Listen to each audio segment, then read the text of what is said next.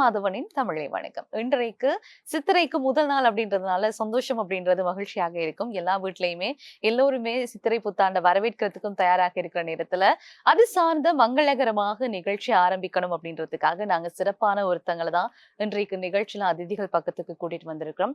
இலங்கையில இன்றைக்கு பல்வேறு துறைகள் இருந்தாலும் கலைகளுக்காகவே தன்னை அர்ப்பணித்திருக்கக்கூடிய ஒருத்தங்க இன்றைக்கு வரைக்கும் நிறைய திறமையான மாணவர்களை உருவாக்கி சமுதாயத்துக்கு வழங்கி இருக்கக்கூடியவங்க. பல வருடங்களாக இந்த துறையில இன்றைக்கு வரைக்கும் நிலைச்சு நிற்கக்கூடிய ஒருத்தங்க. தன்னுடைய பெயரை இன்றைக்கு வரைக்கும் நிலைநாட்டி இருக்கக்கூடியவங்க. கொழும்பு கற்புல அரங்கேற்ற பல்கலைக்கழகத்தின் வருகை விரிவுரையாளர் திருமதி காயத்ரி சுந்தரமோகன் அவர்கள். வணக்கம்.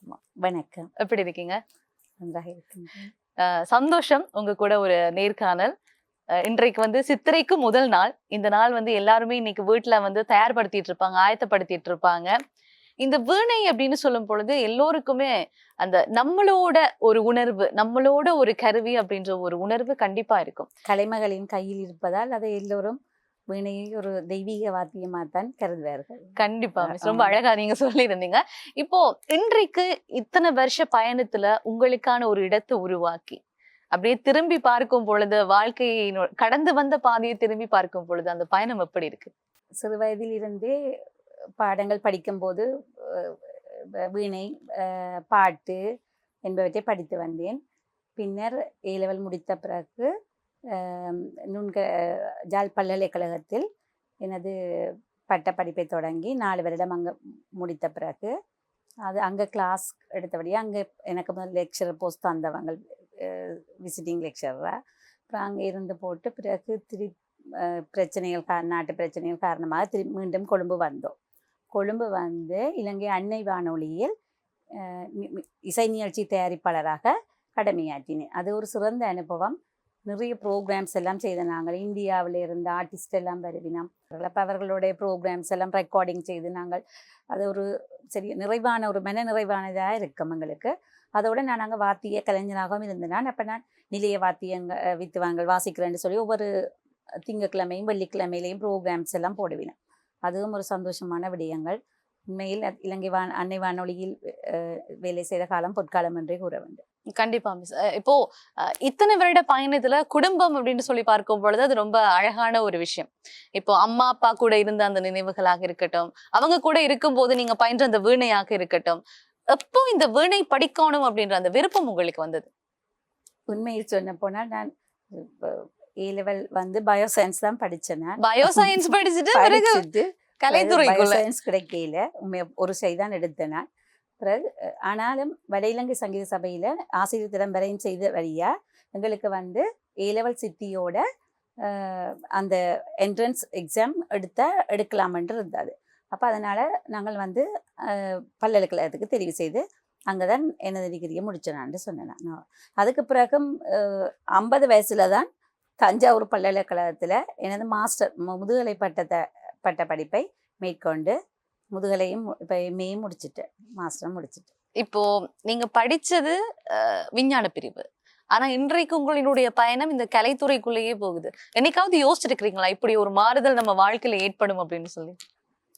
அப்படி யோசிக்கல. ஆனாலும் இப்போ ஒரு நிறைவான சந்தோஷமே இருக்குது. ஏனென்றா கலைகள் படித்து அந்த மாணவர்களுக்கு அவற்றை சொல்லி கொடுத்து அவர்கள் மேடு ஏறும்போது மற்ற அவரோட பெறுபவர்கள் அவர்கள் எக்ஸாம்களுக்கெல்லாம் அனுப்புகிறோம். நாங்கள் வட இலங்கை சங்கீத எங்களோட இலங்கையால் நடத்தப்படுற பரீட்சைகளுக்கு அனுப்புறது. மற்ற இந்தியாவில் பிரிட்ஜ் அகாடமி என்று சொல்லி அவையில் இந்தியாவிலேருந்து வாரவியல் பரீட்சைகள் வருவார்கள். அப்போ அவர்களோட எக்ஸாமுக்கும் அனுப்புறது. அப்போ அதுகள் எல்லாம் மாணவர்கள் அவுட்ஸ்டாண்டிங் ஃபர்ஸ்ட் டிவிஷனில் பாஸ் பண்ணி அவையோட ரிசல்ட் வரும்போது அதை ஒரு சந்தோஷமாக நல்ல ஒரு மனநிறைவாக இருக்கும். படிப்பிச்சதுக்கு ஒரு சந்தோஷமானவராக இருக்கும்.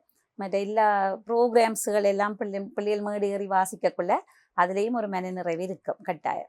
கண்டிப்பா மிஸ். இப்போ எத்தனையோ மேடைகள் நீங்க பார்த்துருப்பீங்க, ஆனா அந்த முதலாவது மேடை எப்பவுமே வாழ்க்கையில மறக்காது. அந்த ஒரு மேடை தான் உங்களுக்கான அடையாளத்தையும் உங்களுக்கான அங்கீகாரத்தையும் நிச்சயமாக ஏற்படுத்தி கொடுத்திருக்கும். உங்களை யார் அப்படின்னு சொல்லி அடையாளப்படுத்தி காட்டியிருக்கும். அந்த மேடை ஞாபகம் இருக்கிறதா? அந்த தருணங்கள் ஞாபகம் இருக்கா? முதல் மேடை ஏற்றம் என்றால் சின்னனில் செய்தது தான். சின்னனில் நிறைய ப்ரோக்ராம்ஸ் செய்திருக்கிறோம். படிக்கும் போதே நாங்கள் நிறைய ப்ரோக்ராம்ஸுகள் டீச்சருங்களை கூட்டிக் கொண்டு போய் எல்லாம் வாசிக்க வர கோயில்களில் நவராத்திரிக்கு அப்படியே நிறைய ப்ரோக்ராம்ஸ் எல்லாம் செய்திருக்கிறான். படித்து முடித்த பிறகு டிகிரி என்று முடித்த பிறகுதான் கொஞ்சம் பயம் பெறும். முதல் விலங்கென்று பயம் அறியாதுன்ற மாதிரி துள்ளி துள்ளி வாசிப்பான். ஆனால் படித்து முடித்த பிறகுதான் யோசித்து கவனமாக கையாளணுமென்று சொல்லி வாசிப்போம். அப்போ அப்படி ஒரு டிகிரி முடித்த பிறகு எங்களோட பல்கலைக்கழகத்திலேயே அப்படி நாங்கள் வந்து கட்டாயம் ஒரு என்ன சொல்கிறது பெர்ஃபார்மன்ஸ் செய்யணும். அந்த பெர்ஃபார்மன்ஸுக்கும் தனி எங்களுக்கு ரிசல்ட் வரும். அதுலேயும் நான் விசேட எடுத்தேன். அப்போ அங்க இருந்து உங்களோட பயணம் ஆரம்பமாக்கி இருக்கிறது. சரி, இப்போ நீங்க பேசும்போதே சொல்லியிருந்தீங்க இது வந்து சின்ன வயசுல இருந்த விஷயங்கள் அப்படின்னு. பட் இது நீங்க சொல்லியிருந்தீங்க பல வருஷமா படிச்சதுக்கு பிறகு நாங்க வந்து மேடை ஏறி அந்த வீணையை வந்து வாசிச்சிருக்கேன் அப்படின்ற மாதிரி சொல்லியிருந்தீங்க. ஆனா இன்றைய காலகட்டத்தை பொறுத்தவரையில இந்த சமூக வலைத்தளங்கள்ல பிரபலமாக வேணும், ரொம்ப சீக்கிரமா நாங்க பிரபலமாக வேணும் அப்படின்றதுக்காக சில பேர் இந்த வீணையெல்லாம் வச்சுட்டு வாசிக்கக்கூடிய வீடியோஸ் எல்லாம் நீங்களே பார்த்திருப்பீங்க. நாங்க பாக்குறதை விட அந்த துறையில நீங்க இருக்கும் பொழுது அதை நீங்க கண்டிப்பா பார்த்திருப்பீங்க. இந்த மாதிரி செய்யக்கூடியது நல்ல விஷயமா, இல்ல முறையாக கற்றவர்கள் தான் வாசிக்கிறாங்களா? இல்ல அப்படி என்று சொல்ல ஓரளவு பேசிக் தெரிஞ்சா அந்த பிள்ளைகளுக்கு டேலண்ட் இருந்தா அதை பிள்ளைன்னு சொல்றதுக்கு இல்லை. சில உண்மையாக கட்டுப்பாடான ஆசிரியர்கள் சொல்லுவாங்க, இல்லை அந்த கீர்த்தனைகள் அப்படி அதுகள் எல்லாம் வாசிச்சுத்தான் அந்த பிள்ளைகள் வரணுமெண்டு. ஆனால் இப்போத்தே நவீன உலகத்தில் வந்து பிள்ளைகள் வந்து இதில் இந்த துறையில் செய்கிறதே பெரிய விஷயம். அப்போ அவைகளுக்கு வந்து நாங்கள் என்கரேஜ் பண்ணி அப்போ அவைகள் வந்து ஒரு பேசிக் தெரிஞ்ச அந்த பிள்ளைகளுக்கு ஒரு ஸ்வரஸ்தானம் சரிங்க பரிசான ஸ்வரஸ்தானங்களும் மற்ற ஒரு கொஞ்சம் ஓரளவு வாசிக்கிற தன்மை வர்ணம் வரையும் ஒரு வாசிக்கிற இது வந்துட்டுதாண்டா அந்த பிள்ளைகள் வந்து தாங்களாகவே தேடி தேடி புது நோட்ஸுகள் எடுத்து சினிமா திரை செய்ய கூட அவர்கள் உள்வாங்கி அவர்களுக்கு வாசிக்கக்கூடிய திறமை இருக்கும். அதை அவர்கள் போடுவதில் நான் என்னை பொறுத்தவரையில் நான் அந்த பிள்ளைன்னு சொல்ல மாட்டேன். அதை என்கரேஜ் பண்ணலாம், அந்த பிள்ளைகளுக்கு நல்ல ஒரு திறமை இருக்குதுண்டு. ஆமா, ஆனா இப்போ இன்றைய காலகட்டத்தை பொறுத்தவரையில இந்த வீணை இசை அப்படின்றது ஆரம்பத்துல இப்ப நீங்க படிக்கும் போதெல்லாம் ஒரு ஃபார்மட் இருந்திருக்கும் இல்லையா? அதே மாதிரி இன்றைக்கு இருக்கிறதா, இல்ல அது கொஞ்சம் மாறி இருக்கிறதா? இந்த மாற்றம் நல்லமா? அப்படி மாறினதுண்டு இல்லை. எங்களை பாரம்பரிய சங்கீதம் தானே, கர்நாடக சங்கீதம். அது ஒரு நாளும் மாறாது. அது வந்து எப்படியும் நாங்கள் ஒரு முறைகள் இருக்குதானே, ஒவ்வொரு லெவல்கள் இருக்குது. சுரவரிசையிலேருந்து ஆரம்பித்து அப்படியே ஒவ்வொரு இதாகத்தான் படித்து கொண்டு போவோம் வழியே. அதில் அப்படி மாற்றம்னு சொல்கிறது கண்டி இல்லை. ஆனால் நவீனமயப்படுத்தி இப்போ பிள்ளைகள் வந்து இன்ஸ்ட்ருமெண்ட்ஸ்லேயும் ஃபியூஷன் மாதிரியே அப்படி அதுகள் எல்லாம் வாசிக்கலாம். அதுகளை நாங்கள் ஏற்றுக்கொள்ளத்தான் வேணும். ஆனா இப்போ இன்னும் ஒரு கருத்துமே இந்த சமூகத்துல ஒரு பக்கமாக இருக்கிறது. இப்ப இன்றைக்கு வரக்கூடிய கலைகள்ல வந்து நிறைய மாற்றங்கள் இருக்கிறது. அதாவது எல்லாருமே இந்த சினிமாவோடு சம்பந்தப்படுத்தி தான் இன்னைக்கு வந்து இதை கொண்டு போறாங்க அப்படின்ற மாதிரியான ஒரு கருத்து சமூகத்துல இருக்கிறது. இந்த மாதிரியான கருத்தை சொல்லக்கூடியவங்களுக்கு நீங்க என்ன சொல்ல விரும்புறீங்க? அது சினிமாவோட அது உண்மைதான். அது ஏனென்றா இப்ப வந்து கீர்த்தனைய நாங்கள் வர்ணத்தை வாச்சு கொண்டிருந்தா கேட்கறதுக்கு யாருமே இருக்க மாட்டாங்க. ஆனால் அதில் ஒரு திரை செய்ய வாசிச்சா உடனே கைதட்டி கேட்கறதுக்கு ஆக்கள் நிறைய பேர் இருக்கணும். அந்த அளவில் கொஞ்சம் வருத்தப்பட விடியந்தான். ஏனென்றா அதை கேட்டு ரசிக்கிறதுக்கு முழுதாக இல்லையென்று சொல்றதுக்கும் இல்லை. ஒரு சிலர் அதை ரசிப்பார்கள். ஆனால் 100% திரை இசையைத்தான் விரும்பி ரசிக்கின்றார்கள். அதுக்காக நாங்களும் திரை இசைப்பாடல்களை சில சங்கீதம் தழுவிய திரை இசைப்பாடல்கள் இருக்கின்றதானே, அதுகளை மாணவர்களுக்கு சொல்லி அதிலையும் மேடையேற்றி இருக்கிறான் தான். ஆனா இப்போ இன்றைக்கு வரக்கூடிய பெற்றோர்களினுடைய கோரிக்கையும் சிலது, பெற்றோர்களும் அப்படித்தான் அதைத்தான் விரும்புகிறார்கள். பிள்ளைகள் வந்தோடனே சிலவளை கேப்பினம் இப்ப மிஸ் எங்கட பிள்ளை ப்ரோக்ராம் செய்யலாதான்னு தான் கேப்பினான். ஆனா கொஞ்சம் அவர்கள் படித்து, ஆனா எல்லாரும் அப்படி இல்லை. சில பேர் வந்து சொல்லுவினாம், பேரண்ட்ஸ் சொல்லுவினாம், இல்லை நாங்கள் வடிவா பிள்ளையெல்லாம் படித்த பிறகுதான் மிஸ் ப்ரோக்ராம் செய்யலாம்னு சொல்லுவினாம். அது ஒவ்வொரு பெற்றோர்கள் ஒவ்வொரு பார்க்குற இதை பொறுத்து இருக்கு. நீங்க பேசும்போதே சொல்லியிருந்தீங்க இந்த வீணை வந்து நாங்க ஆரம்ப காலத்துல இருந்த அந்த கீர்த்தனைகள் அப்படியே நாங்க வாசிக்கலாம், தவறு கிடையாது, அப்படிதான் வாசிக்க வேணும். ஆனா இடையில சினிமா பாடல்களும் வருது அப்படின்னு நீங்க சொல்லியிருந்தீங்க. மக்களினுடைய விருப்பம் அதுவாகத்தான் இருக்கு. அதாவது இப்போ ஒரு சினிமா பாட்டு வந்தா தான் எதையுமே பார்க்கக்கூடிய மாதிரி இன்னைக்கு பரதம் வரைக்குமே சினிமாவினுடைய ஆதிக்கம், அதனுடைய தாக்கம் அப்படின்றது இருக்குது. இப்போ இந்த மாதிரி இருக்கும் பொழுது மக்களினுடைய வரவேற்புமே அதுவாகத்தானே இருக்குது. இப்போ சினிமா அப்படின்றதுதான் அங்கேயுமே தேவையானதாக இருக்குது. இப்ப நம்ம இன்னைக்கு ஒரு டிவி நிகழ்ச்சி செய்தாலும் இங்கேயும் சினிமா பாடல் தான் நம்ம வந்து ஒளிபரப்ப போறோம். ஏன்னா இதனோட தாக்கம் அப்படின்றது அதிகமாகவே இருக்குது. இந்த ஒரு தாக்கம் நல்ல ஒரு தாக்கமா? இந்த ஒரு தாக்கம் இந்த கேள்விக்கு விடை சொல்றது கொஞ்சம் கஷ்டம். ஆ. இப்ப நாங்கள் எல்லாம் கர்நாடக சங்கீதம் தானே படிச்ச நாங்கள். அப்ப நாங்கள் உண்மையா அதை யோசிப்போம். இல்ல அந்த பிள்ளைகள் கீர்த்தனை ஆனா எக்ஸாமுக்கு போக்குள்ள கட்டாயம் அவையில் இதைத்தானே படிக்கணும். அப்ப ஆனா இதை படிச்சினமெண்டா பேசிக்கா இதை படிச்சினமெண்டா அவைகளுக்கு ஒரு நாலேஜ் வந்துடும். அதுக்கு பிறகு வேற தாங்களா வாசிக்கலாம். அப்ப எக்ஸாம் அதான் எக்ஸாமுக்கு நாங்கள் அனுப்புறது கட்டாயம். ஒரு பிள்ளைய எக்ஸாமுக்கு தயார்படுத்தக்குள்ள அந்த எக்ஸாம் சிலபஸை கட்டாயம் அது பெர்ஃபெக்டா தானே போகணும். அப்ப அந்த பிள்ளைகளுக்கும் விருப்பமா இருக்கும் இந்த எக்ஸாம்ல தாங்க நல்ல ரிசல்ட் எடுக்கணும்.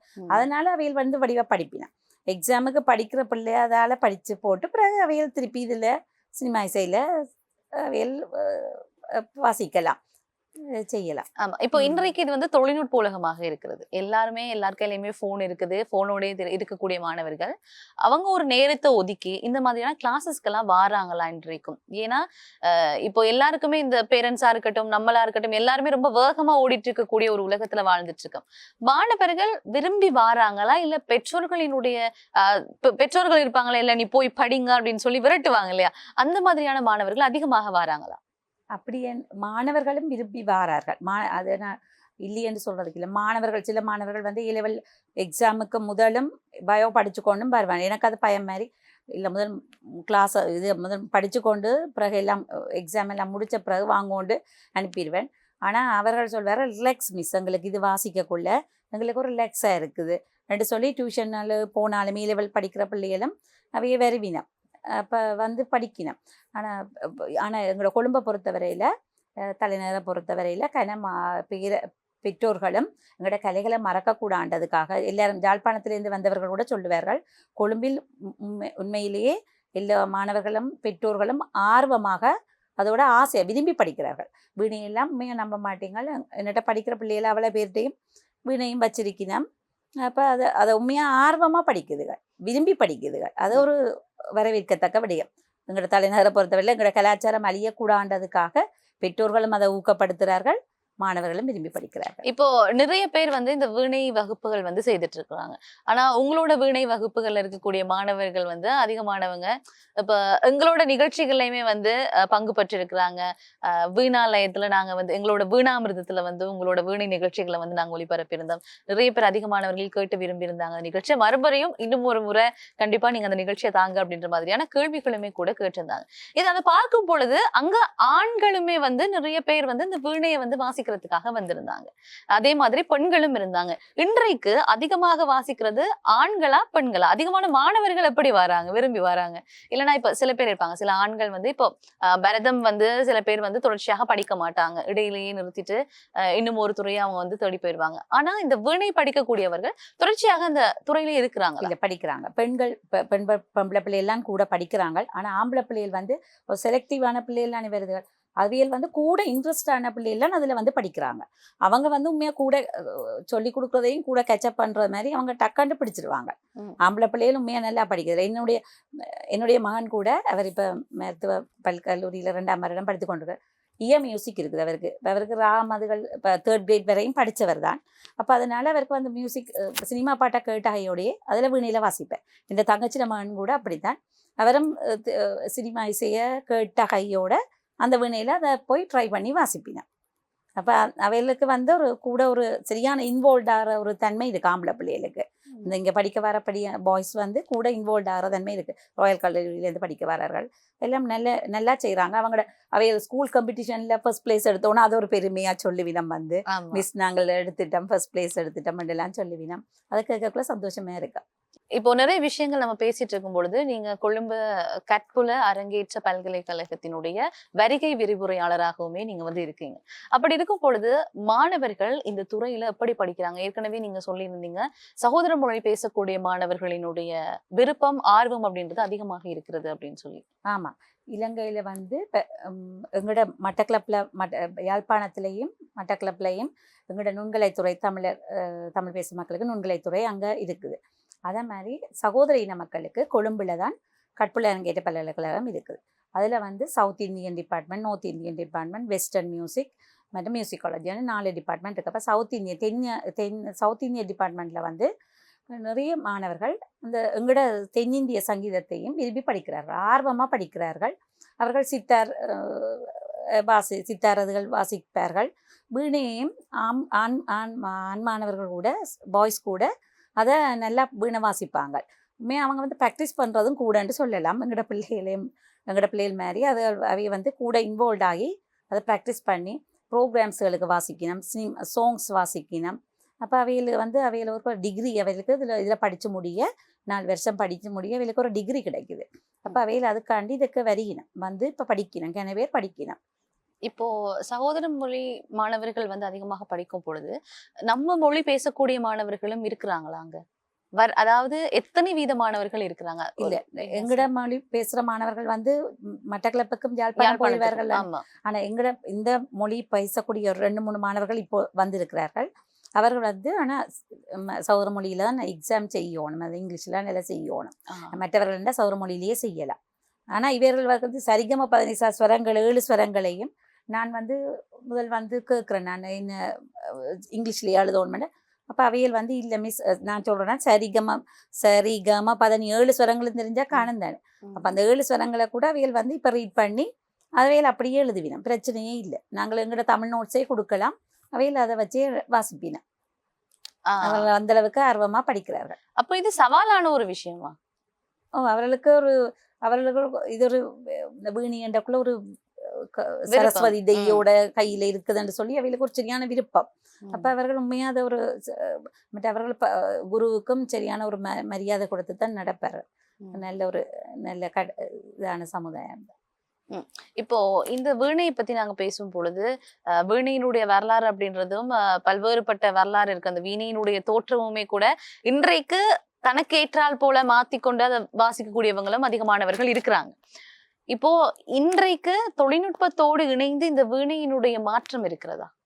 ஆமா, வீணை பழங்காலத்துல இருந்ததையும் விட இப்ப அவங்க அதுக்கு டிஜிட்டல் பண்ணி அதுக்கு எல்லாம் இப்போ முதல் பிருகடையில தான் வீணையின் கம்பிகள் எல்லாம் இருக்கும். இப்போ அதுக்கு கிட்டார் கீ போட்டு அப்போ கீஸில் தான் வீணையின் சுருதியை நாங்கள் செட் பண்ணலாம். அதுக்குரிய தொழில்நுட்பம். அதில் வீணையிலேயே சுருதியையும் செட் பண்ணலாம். அப்படியான தொழில்நுட்பம். மைக்ஸுகள் அதில் வைக்கலாம். முந்தைய மாதிரி பிருகடைன்னா முதல் வீணை வாசிக்கக்குள்ள கலண்டுரும். அப்போ நாங்கள் அதுக்கு சோக்கெல்லாம் போட்டு தண்ணியெல்லாம் போட்டு தான் டைட் பண்ணோம். இப்போ அப்படி இல்லை, அதுக்கேற்ற மாதிரி கீஸ் எல்லாம் இருக்குது. வீணையும் வித்தியாசமான ஒரு இதுகள்ல வருது. அது ஒரு நல்ல விஷயம். இப்போ இன்றைக்கு இந்த எலக்ட்ரிக்ல எல்லாம் வீணை இருக்குது, மிஸ் பார்த்திருப்பீங்க, நீங்க பார்த்திருப்பீங்க. ஏன்னா இப்போ நீங்க பயன்படுத்தின வீணைக்கும் இன்றைக்கு இருக்கக்கூடிய வீணைக்குமே அதிகமான ஒரு வித்தியாசம். எலக்ட்ரிக் வீணை நல்லதான். ஆனா எலக்ட்ரிக் வீணையில நாதம் உண்மையான வீணையில இருக்கிற நாதம் கிடைக்காது. அதை நான் சொல்லுவேன், எல்லாரும் சொல்லுவாரு, வீணை ஆசிரியர்கள் எல்லாரும் சொல்லுவார்கள். அந்த வீணையினுடைய நாதம் வித்தியாசமா இருக்கும். ஆமா. இப்போ இந்த வீணைய படிக்கணும் அப்படின்னு சொல்லி விருப்பப்படக்கூடிய நிறைய பேர் இருப்பாங்க. சின்ன வயசுலயா இருக்கட்டும், என்ன மாதிரி கொஞ்சம் வளர்ந்தவங்களா இருக்கட்டும், அதே மாதிரி பார்த்துட்டு இருக்கக்கூடிய 30 வயதை தாண்டியவங்க எல்லாருக்குமே இந்த விருப்பம் ஆசை அப்படின்ற ஒரு விஷயம் இயல்பாகவே வரும். எத்தனை வயசுல இருந்து இந்த வீணைய படிக்கலாம்? ஆமா, உண்மையா வீணை படிக்கிறதுக்கு எல்லாருக்கும் சில பேர் சொல்லுவீங்கன்னா சின்ன வயசுல இப்ப ஒரு உண்மையா ஒரு 7-10 வயசு தான் உண்மையா சொல்லலாம். ஆனா 10 வயசுக்கு முதலும் சில பிள்ளைகள் உண்மையா படிக்கணும். என்னட்ட ஒரு 8-9 வயசுல இருந்தும் படிக்கிறோம். அவையே கொஞ்சம் கை ஓரளவு கையை எட்டக்கூடிய பிள்ளைகளா வீணையை வச்சு கையை எட்டக்கூடிய பிள்ளைகளா வாசிக்கலாம். ஒரு 8-9 வயதுல இருந்து தொடங்குவினோம். ஆனா நல்லா வாசிக்கணும்.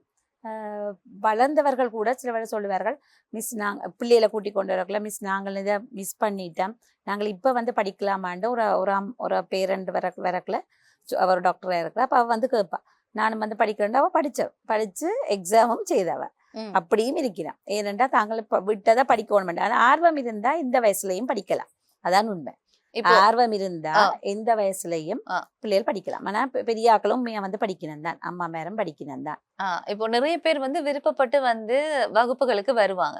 முதல் நாள் வருவாங்க. அந்த உங்களுக்கே தெரியும், விஜயதசமி அன்றைக்கு ஏதாவது ஒண்ணு புதுசா ஆரம்பிக்கணும் அப்படின்னு சொல்லி நிறைய பேர் வருவாங்க. அந்த அன்றைக்கு வாரதோட சரி, அதுக்கு பிறகு வர மாட்டாங்க.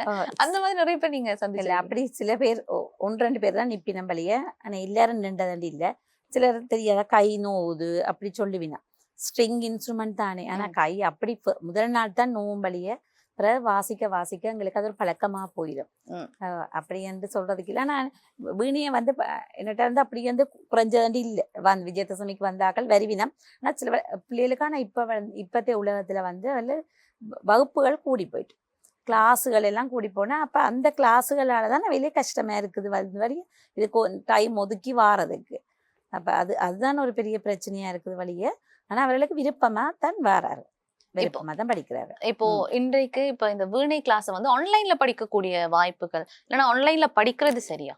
நாங்கள் இப்போ கொரோனா நேரத்துல ஒன்றுமே அப்போ பெற்றோர் சொன்னவர்கள் எல்லாம் சும்மா தான் இருக்கிறாங்க மிஸ், நீங்கள் எடுங்கோன்னு சொல்லி ஆன்லைன்ல கிளாஸ் எடுத்தினேன்.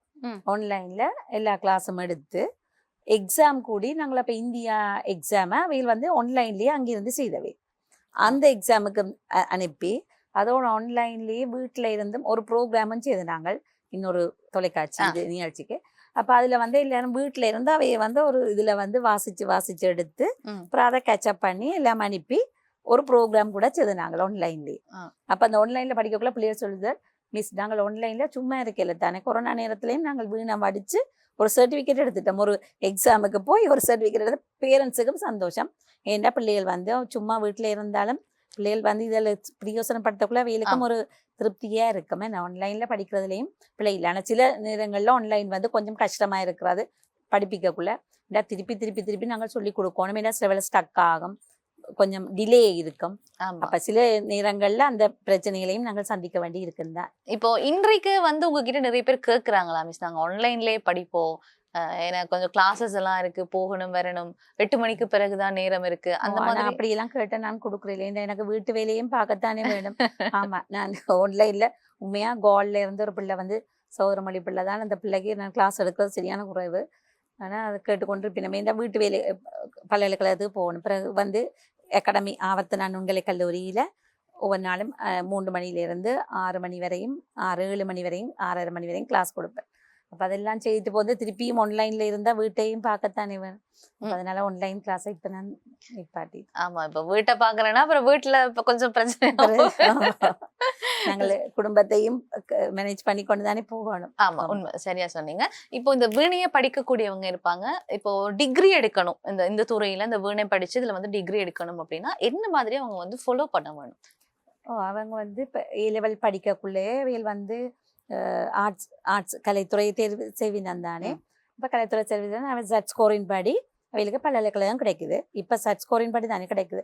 அப்போ ஜாழ் பல்கலைக்கழகத்துக்கோ மட்டக்களப்பு பல்கலைக்கழகத்துக்கோ அதாவது இங்கே விஷுவல் பெர்ஃபார்மிங் ஃபைன் ஆர்ட்ஸுங்கிற கொழும்பு பல்கலைக்கழகத்துக்கோ வந்து அதில் ஒரு டிகிரி எடுக்கலாம். ஆனால் சில பேர் வந்து A லெவல் படித்தாலும் அதை வந்து இந்தியாவில் போய் தென்னிந்தியாவில் வந்து ஒவ்வொரு யூனிவர்சிட்டியில் ப்ரைவேட்டாகவும் செய்யலாம். A லெவல் ரிசல்ட்டோட வச்சுக்கொண்டு ப்ரைவேட்டாகவும் செய்யலாம். அங்கே இப்போ இலங்கையில ப்ரைவேட்டா செய்யறதுக்கான வாய்ப்புகள் இருக்கா? இலங்கையில ப்ரைவேட்டா வந்து இப்போ பிரிட்ஜ் அகாடமி என்ற ஒரு நிறுவனம் வந்து இப்போ செய்யணும். அவையில் வந்து பல்கலைக்கழக டிகிரி இது தஞ்சாவூர் பல்கலைக்கழகத்தோட டச் பண்ணி அவையில் வந்து ஒரு டிகிரி குடிக்கணும். அதெல்லாம் மாஸ்டர்ஸ் குடிக்கணும். அதில் நாங்களும் செய்தாங்க. கண்டிப்பா இன்னைக்கு வந்து நிறைய விஷயங்கள் நீங்க நிகழ்ச்சியில பேசியிருந்தீங்க. ஒரு வீணை, அந்த வீணையினுடைய உங்களினுடைய வாழ்க்கை, அதுக்கு பிறகு இன்னைக்கு எப்படி இருக்கு, இது எப்படி போகுது, இந்த மாதிரி கோர்சஸ் ஃபாலோ பண்ண வேணும்னு சொல்லி ஒரு முழுமையான ஒரு அழகான விளக்கம் தந்திருந்தீங்க. நன்றி அம்மா, இன்றைக்கு நிகழ்ச்சி எங்களுக்கு உங்களை என்னை அழைத்ததுக்கு நிறைந்த நன்றி. நீய புது வருட நல்வாழ்த்துக்கு.